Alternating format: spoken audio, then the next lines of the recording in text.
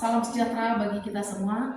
Yang terhormat dosen penguji ujian kinerja PPG dalam jabatan Batch 3 2025. Perkenalkan, nama saya Rina Marlini Habiahan. Saya mahasiswa PPG dalam jabatan Batch 3 di LPTK Institut Agama Kristen Negeri Tarutung.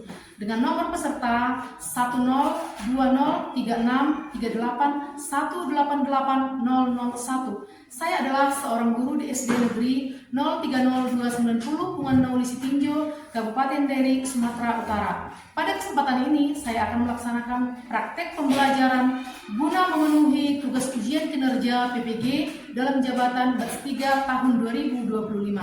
Berikut adalah video pembelajaran yang telah saya laksanakan di kelas 5. Topik 3 dengan tema Allah memelihara hidupku. Mohon masukan dan saran untuk perbaikan proses pembelajaran di kemudian hari. Akhir kata, saya ucapkan terima kasih. Shalom, Tuhan Yesus memberkati. Shalom. Shalom. Lagi shalom. Shalom. Kabarnya hari ini sehat, luar biasa. Yes. Sebelum kita memulai pembelajaran kita, terlebih dahulu kita bernyanyi dan berdoa. Giliran siapa hari ini? Ayo maju ke depan, nak. Semuanya bernyanyi dan berdoa ya, nak. Shalom teman-teman. Shalom. Sebelum kita memulai pelajaran kita, ada baiknya kita bernyanyi dan berdoa. Kita tak boleh tidak terpasti kalau dengan kasih Tuhan.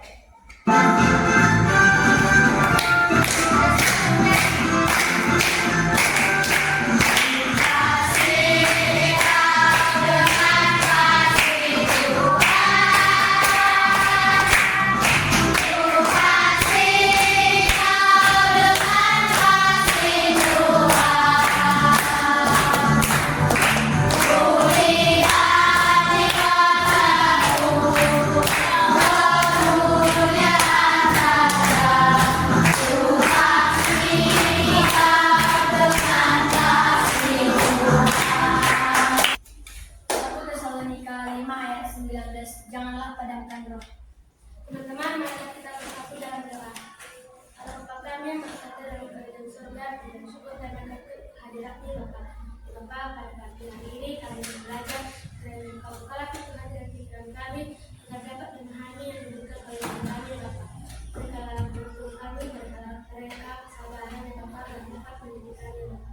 Bapa, terima kasih Bapa, hanya Tuhan dan Yesus Kristus kami sudah berdoa. Amin. Oke, terima kasih saudara. Silakan duduk kembali. Baik, sebelum kita membacakan profil pelajar Pancasila kita, ataupun sebelum kita melanjutkan pembelajaran kita, Ibu absen dulu ya, nak. Siapa aja yang tidak masuk sekolah hari ini? Semuanya hadir, Bu. Oh, semuanya hadir. Baik, karena semuanya hadir, berarti kita akan melaksanakan pembelajaran kita ini nanti dengan baik dan dengan tenang. Oke? Sebelum kita memulai materi kita sama-sama dulu membacakan profil pelajar Pancasila. Oke, semuanya 1, 2, 3 ya. Profil pelajar Pancasila. 1. Beriman dan bertakwa kepada Tuhan Yang Maha Esa dan berakhlak mulia. 2. Berkelindahan global. 3. Mandiri. 5. Kreatif. 6. Beraktivis. Baik, semuanya sudah paham tentang profil pelajar Pancasila kita yang sudah ada. Nah, sekarang sebelum kita mulai ataupun melanjutkan pembelajaran kita, materi kita sudah sepakat ataupun ada kesepakatan kita di dalam kelas. Nah, tidak usah Ibu sebutkan, kalian sudah paham karena itu kan sudah kesepakatan kita bersama. Yang pertama itu angkat tangan sebelum berbicara, oke? Kalian sudah paham kan dan sudah mengingat, oke? Semuanya anak kami sudah paham anak Ibu? Sudah. Oke, baik. Kita akan lanjutkan yang dimana tujuan pembelajaran kita untuk hari ini, yang dimana tema kita Allah memelihara hidupku. Nah, sebelum kita masuk ke materi yang ketiga, Allah memelihara hidupku, materi sebelumnya itu tentang apa? Siapa yang ingat? Tentang apa materi sebelumnya? tempatku belajar. Oke, bersyukur untuk sekolah tempatku belajar. Nah, itu kan sudah kalian pahami semuanya. Sekarang kita akan lanjutkan ke materi kita selanjutnya. Allah memelihara hidupku. Nah, tujuan pembelajaran kita itu ada dua. Coba sama-sama kita membaca. Tujuan pembelajaran yang pertama, 1, 2, 3 ya. Memahami bentuk-bentuk pemeliharaan Allah. Yang kedua,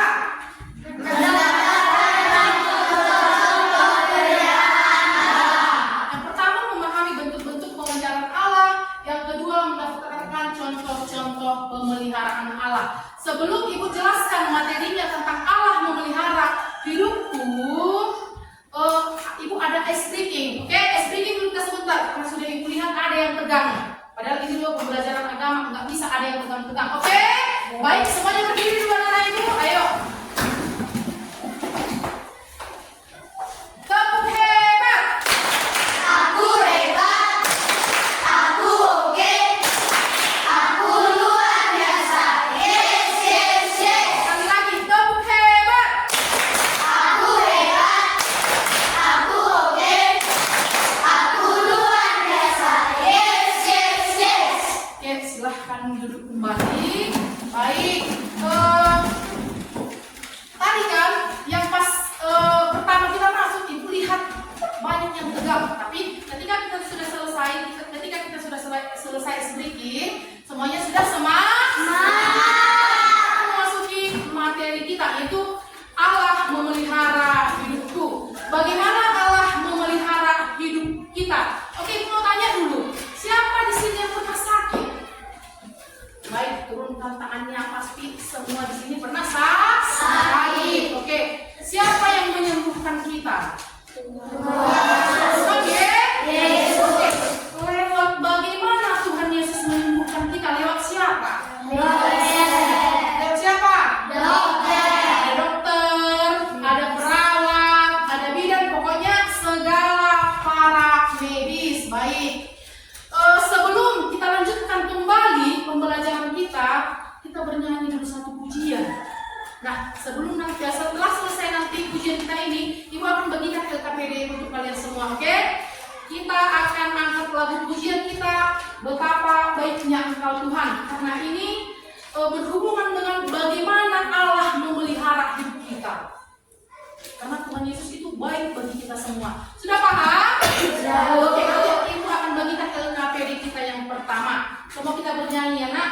Kita perhatikan lirik lagu kita ini, Betapa Baiknya Engkau Tuhan. Semuanya nanti bernyanyi ya.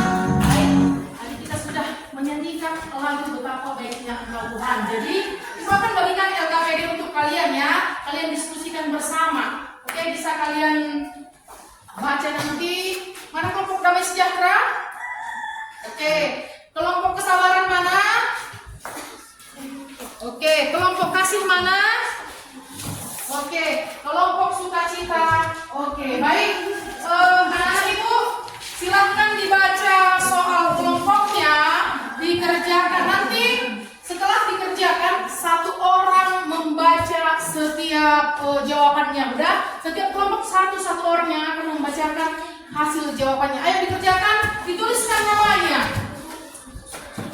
Nggak apa-apa nih. Udah tuliskan namanya ya. Dituliskan nama kelompoknya. Sudah, ibu berikan waktu hanya 5 menit. Tambahkan 1 di situ, nggak apa-apa. Udah. Hanya 5 menit diberikan waktunya ya.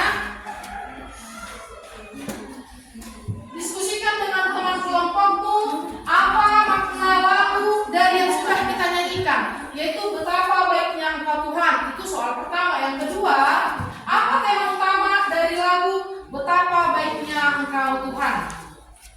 Sudah ada yang sudah selesai?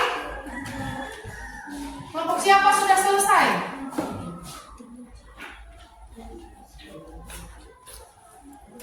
Ayo semua kerjasama ya, jangan hanya satu orang saja. Ayo semua kerjasama.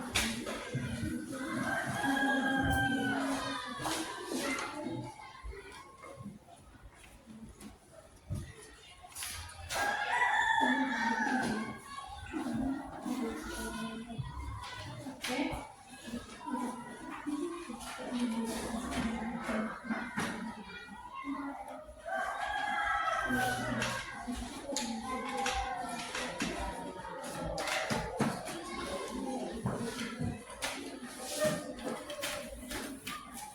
Sudah?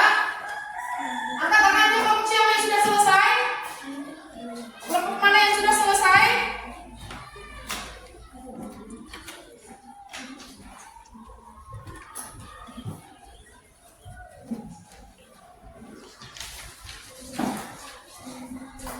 Baik, kelompok siapa? Oke. Kelompok apa itu? Oke, baik, kelompok kasih silahkan baca hasil kelompoknya. Berdiri yang mau membacakan ya. Satu, diskusikan dengan teman kelompokmu apa makna lagu betapa baiknya engkau Tuhan. Ungkapan syukur dan pujian kepada Tuhan atas kebaikannya. Oke, tepuk tangan dulu buat kelompok. Kelompok siapa lagi yang sudah selesai? Kelompok? Oke, kelompok sukacita silahkan baca hasil diskusinya nah. Jawaban nomor 1, Tuhan yang begitu baik dan selalu hadir dalam hidup kita dan kita yang harus memuji nama Tuhan Yesus.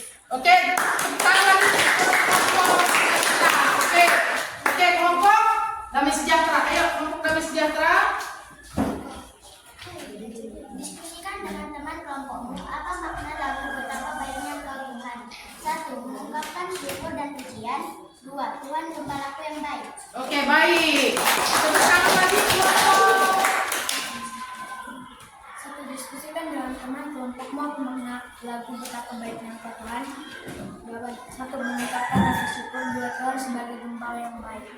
Baik, semuanya tadi setiap kelompok menjawab ataupun memberikan hasil diskusi yang baik dan luar biasa. Oke, kita perhatikan di sini makna sederhana dari lagu betapa baiknya engkau Tuhan itu yang pertama di situ apa?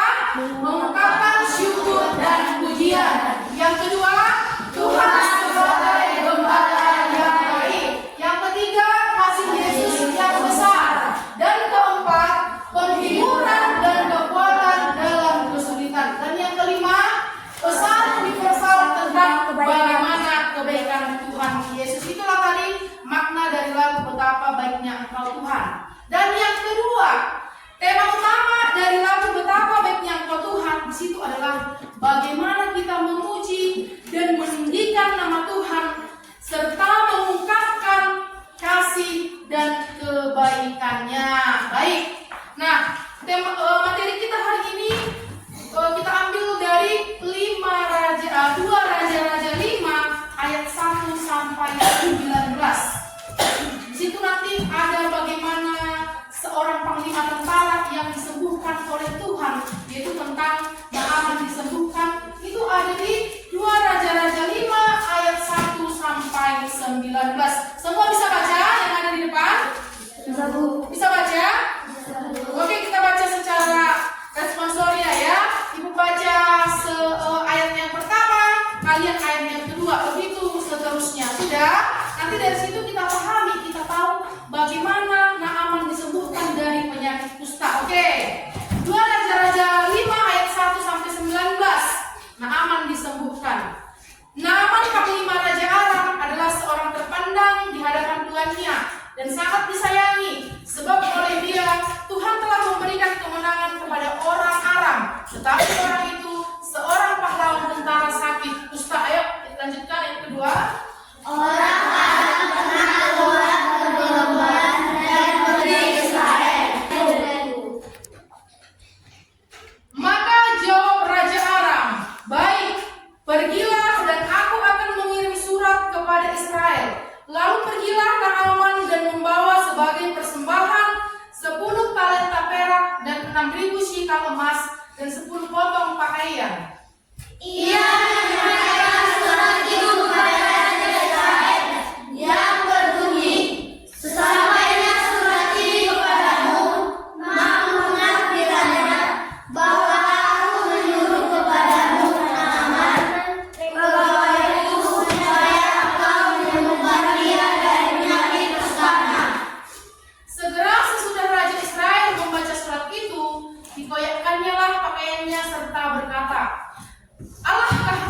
ini yang dapat mematikan menghidupkan. Sehingga orang ini mengirim pesan kepadaku supaya kusembuhkan seorang dari penyakit kustanya. Tetapi sesungguhnya perhatikanlah dan lihatlah, ia mencari gara-gara terhadap aku. Segera sesudah dengar abdi Allah itu bahwa Raja Israel membayangkan padanya. Dikirimlah pesan kepada Raja, bunyinya, mengapa engkau membayangkan pakaianmu? Biarlah ia datang kepadaku, supaya ia tahu bahwa ada seorang nabi di Israel. Kemudian datanglah Naaman dengan kudanya dan keretanya, lalu berhenti di depan pintu rumah Elisa. Elisa menunjuk seorang suruhan kepadanya dan mengatakan, pergilah nanti 7 kali di atas sungai Yordan, maka tubuhmu akan pulih kembali setiap keadaan kembali.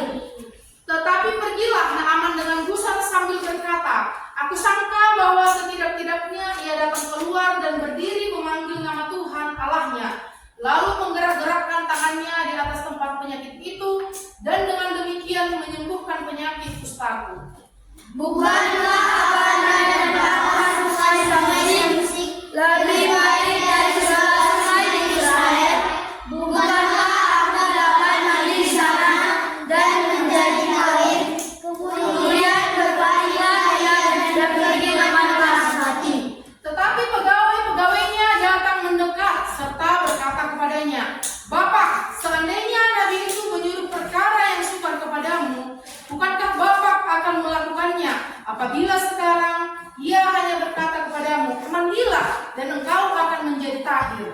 Sampai di sana pembacaan Alkitab kita, ayat Alkitab kita, itu tadi menceritakan tentang bagaimana Naaman disembuhkan. Oke, ibu mau tanya dulu, apa yang kalian pahami dari kisah Naaman ini? Apa yang kalian pahami dari kisah Naaman ini? Siapa yang tahu? Siapa yang bisa? Oke, Jerry silahkan. Kita harus rendah hati. Oke, kita harus rendah hati dan taat kepada Tuhan. Oke, silahkan. Siapa lagi? Oke, Saud. Kita hanya mendapat pertolongan dari Tuhan dan Allah yang menyembuhkan. Oke, kita hanya mendapat pertolongan dari Tuhan dan Allah yang dapat menyelamatkan hidup kita. Tokoh utama dalam cerita Alkitab 2 Raja-Raja 5 ayat 1 sampai 19 ini, yang pertama itu adalah si Naaman, terus Elisa, terus Gehazi dan pengawal Naaman. Nah, apa yang diperintahkan oleh Nabi Elisa kepada Naaman? Yaitu, Naaman, pergilah supaya kamu mencurahkan dirimu. Di mana katanya? Di sungai? Katanya berapa kali? 7 kali. Sebanyak 7 kali. Nah, itulah tadi cerita bagaimana Naaman disembuhkan oleh Tuhan. Bagaimana Tuhan memelihara hidup Naaman. Naaman saja dipelihara oleh Tuhan. Apalagi kita, berarti semuanya kita pasti akan dipelihara oleh siapa? Yaitu Tuhan. Siapa di sini yang merasa tidak dipelihara oleh Tuhan? Oke, baik. Berarti semuanya dipelihara oleh Tuhan. Buktinya kalian dipelihara oleh Tuhan, kalian datang ke sini dengan sehat, dengan semangat, dengan sukacita. Semua cantik-cantik, semua ganteng-ganteng. Orang tua juga diberkati. Apa yang dikerjakan orang tua mendapatkan hasil dan berkah. Baik.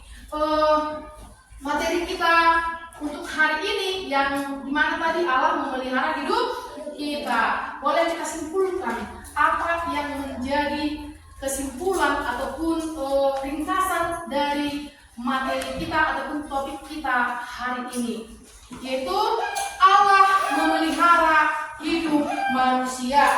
Allah menghendaki kita untuk meneladani sikap dari Naaman, yang dimana Naaman mencari pertolongan hanya kepada Allah agar mendapat kesembuhan. Padahal Naaman tadi seorang panglima atau seorang tentara yang hebat. Dia sangat hebat, loh, sangat luar biasa. Tetapi dia hanya mencari pertolongan kepada Tuhan. Berarti tanpa pertolongan dari Tuhan kita tidak boleh apa-apa. Kita hanya mendapat pertolongan atau kasih dari Tuhan. Teladan Naaman yang mengajarkan kita bahwa Allah menyayangi hidup kita saat susah atau senang, mau susah, mau sukacita, mau kita hidupnya enak-enak saja, ataupun bahagia saja.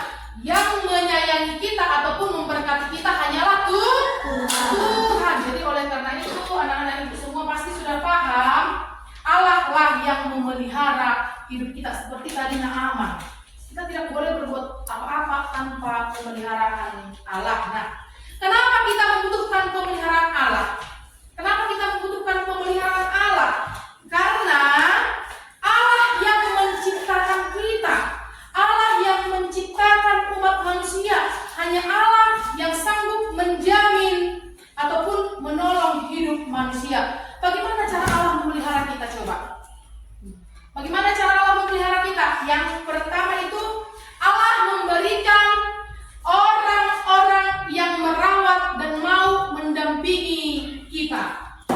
Jadi tadi sudah Ibu sebutkan di awal, melalui siapa? Melalui orang tua, melalui para medis, melalui para guru, melalui para teman. Nah, jadi siapa yang ingin hidupnya dipelihara oleh Allah, hendaklah ia melakukan apa yang dikehendaki oleh Allah. Yang pertama itu dikehendaki oleh Allah dari kita apa? Selalu berbuat baik. Yang kedua, apa?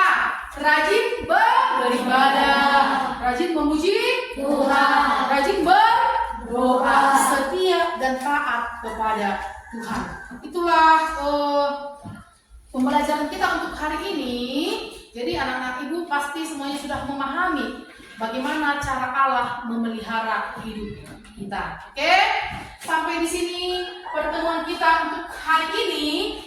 Kita lanjutkan di hari berikutnya. Baik, sebelum kita tutup pertemuan kita hari ini, giliran siapa hari ini yang memimpin lagu dengan doa?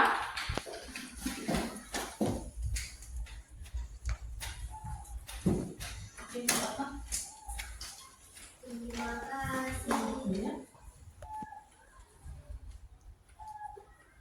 Oke, semuanya nanti bernyanyi ya nak.